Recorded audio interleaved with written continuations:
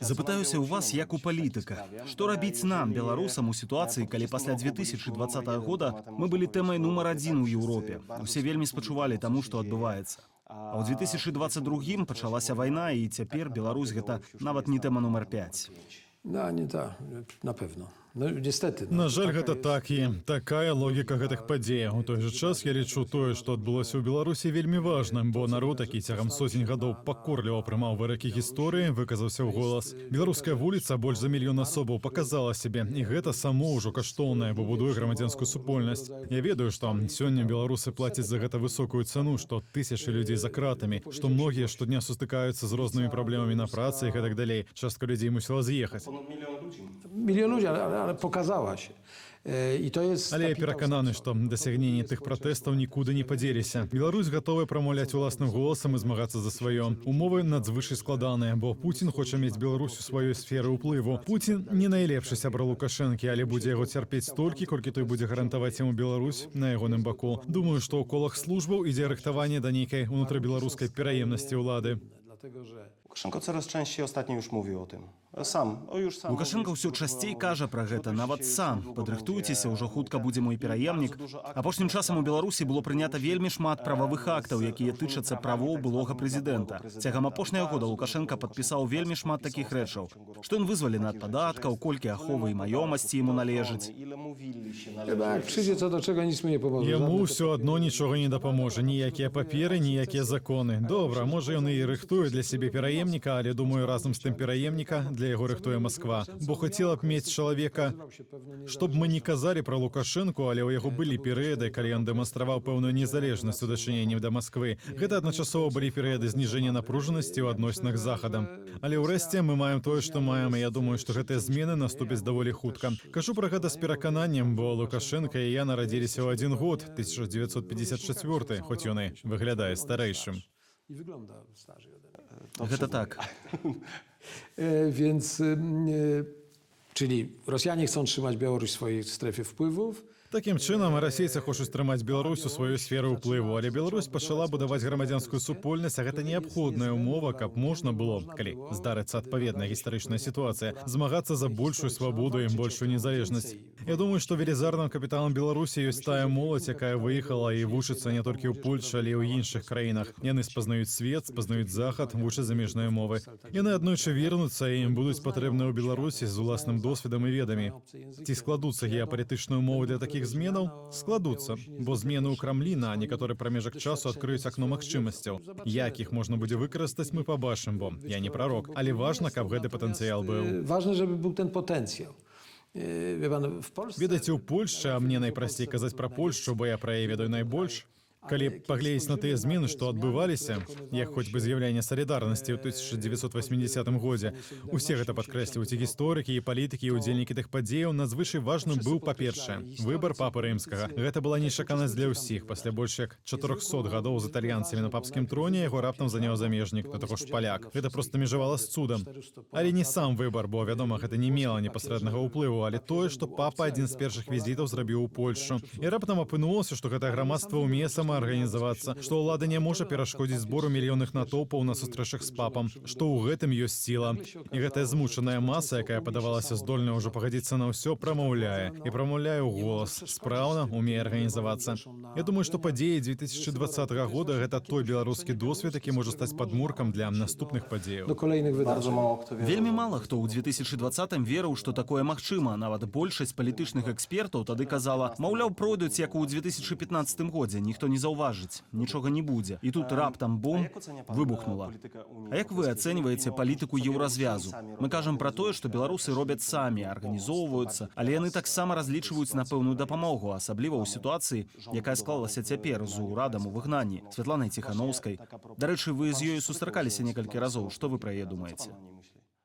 To myślę, że jest dzielną kobietą. Ona jest bardzo taki... Я думаю, што яна адважная жанчына. Яна ў вельмі складанай сітуацыі, бо з аднаго боку ёсць лідарка беларускай апазіцыі, а з іншага дзейнічае ад імя мужа. Гэта не проста і з палітычнага і з псіхалагічнага гледзяшча. Але яна выказваецца вельмі ясна, вельмі добра размаўляе па-англійску, мае разнастайныя кантакты, яна актыўная. Я бачу яе ў Варшаве, ў Мюнхене, ў Давосе.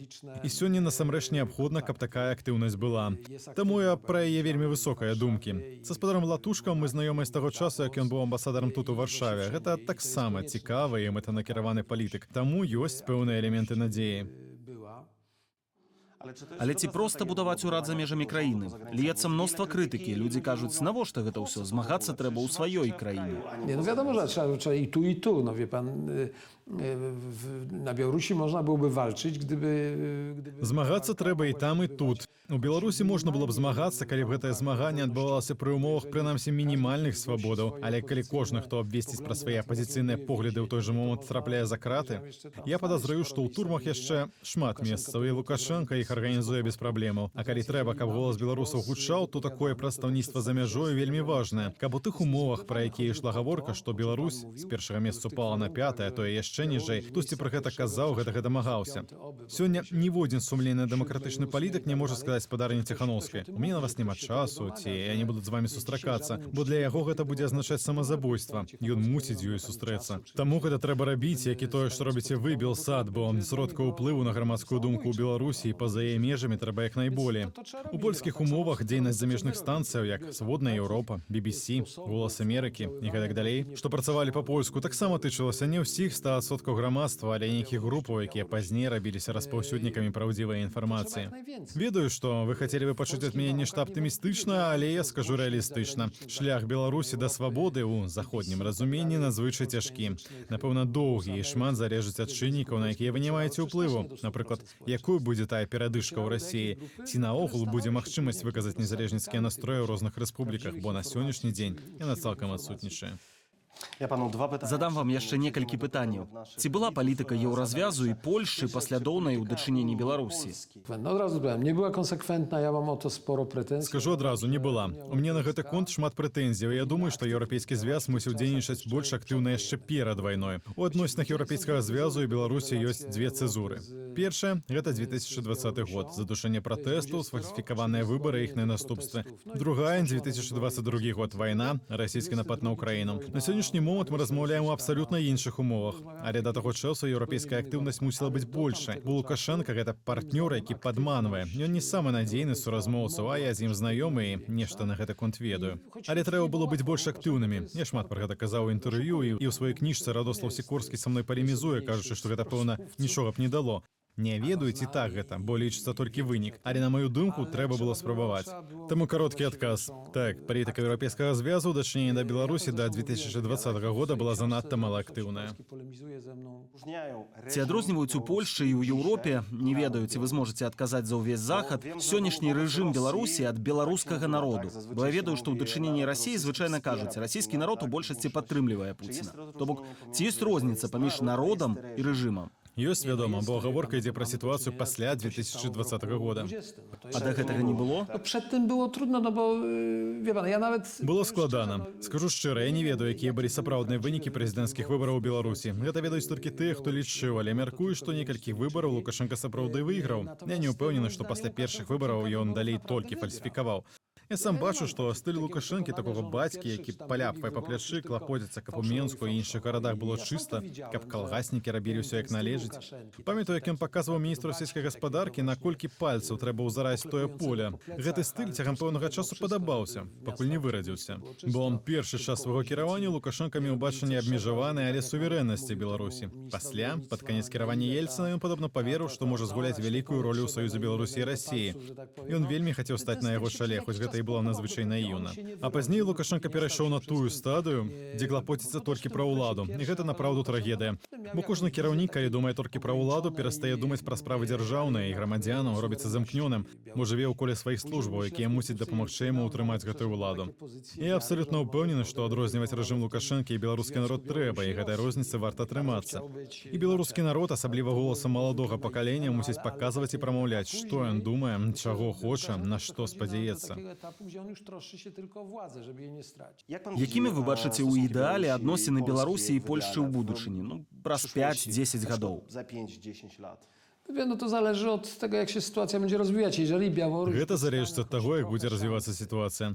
Калі Беларусь атрымае хоць нейкі шанец на сваю суверэннасць, я думаю, што адносіны мусяць актывізавацца. Нам патрэбны эканамічныя кантакты, мы ўзаемна зацікаўленыя ў гандлі, транзіце, бо абедзве краіны адносна роўныя і месцяцца на шляхах паміж усходам і захадам. У нас шмат агульных інтарэсаў, але для пачатку трэба вывесці з палітычна патавай сітуацыю. Бо не можа быць так, што Лукашенко саджае людзей у турмы, мы крычым, што іх трэба вызваліць, яму ўсё адно. Людзі сядзяць далей, пачынаючы ад польскага журналіста Пашобута. Так не ўдасца пабудаваць ніякіх стасункаў. Што будзе пасля Лукашэнкі, хоць бы лепей, што будзе пасля Пуціна. Я думаю, што на пару гадоў трохі лепей. І можа тады будзе шанец вярнуцца да лепшых стасункаў. А няма нейкіх гістарычных падзелаў, якія могуць нас... Z Białorusią nie. Ja myślę, że z Białorusią to jest... Tu nie З widzę... Беларусю не. Гэта не параўнаць польска-украінскімі стасункамі, дзе валынская трагедыя ці валынская разня, як мы яе называем, ёсць драмай для абодвух бакоў, бо было забіта больш за 100 000 палякаў і некалькі дзесяткаў тысяч украінцаў. Таму не думаю з Беларусю гістарычна, хіба што паглядзець у нейкія сапраўды пракаветныя часы, але мне нічога не прыходзіць у галаву. O, chyba nie. Dziękuję bardzo. Ja już nie będę więcej pytań zadawał. Дзякуй вялікі. Я хацеў бы пачуць апошнюю рэч, бо маем яшчэ хвіліну пра тое, пра што мы размаўлялі перад інтэрв'ю. Я вычытаў, што вашая маці нарадзілася ў Вільні ў праваслаўнай сям'і і запытаўся, ці няма ў вас беларускіх каранёў. А вы сказалі, што бабуля была, так? Że babcia była, tak? Tak, no, babcia z domu była Jakimowicz i ona była z tych właśnie Так, obrzeży. бабуля мела на прозвішча Якімовіч і паходзіла з літоўска-беларускіх ускраінаў. Яны самыя сябе заўсёды называлі тутэйшымі. Бабуля перажыла ўсе магчымыя трагедыі. Ад японскай вайны праз Першую сусветную, кастрычніцкую рэвалюцыю і польска-расійскую вайну. І нават калі яны змянялі месца жыхарства, гэта былі некалькі дзесяткаў кіламетраў, ці трохі на ўсход, ці трохі на захад, у той час як свет вакол іх змяняўся цалкам. Бабуля самавызначалася як мясцовая, але несумненная на з беларускімі каранямі. Але я часцей узгадваю віленскія карані, не столькі літоўскія, бо хоць цяпер Вільня сталіца Літвы, але ў часы, калі мама нарадзілася, гэта быў польскі горад. Такім чынам яна належала да польскай супольнасці тых, хто нарадзіўся ў Вільні. І я памятаю, што мама заўсёды вельмі пратэставала, бо ў ейным пашпарце, атрыманым у ПНР, было напісана «Нарадзілася ў Вільні», а ў дужках «СССР». І мама заўсёды абуралася. У якім СССР? Я нарадзілася ў Вільні. Пасля вайны КДБ перасяліла іхную сям'ю, бацькоў маёй мамы, брата і 2 сясцёр у Польшу. А вы некалі размаўлялі з бабуляй? Шматкроць. Бабуля жыла з намі ад нараджэння маёй малодшай сястры і дапамагала маёй маме. Babcia pomagała mojej mamie i mieszkała z nami. Яна размаўляла па-польску?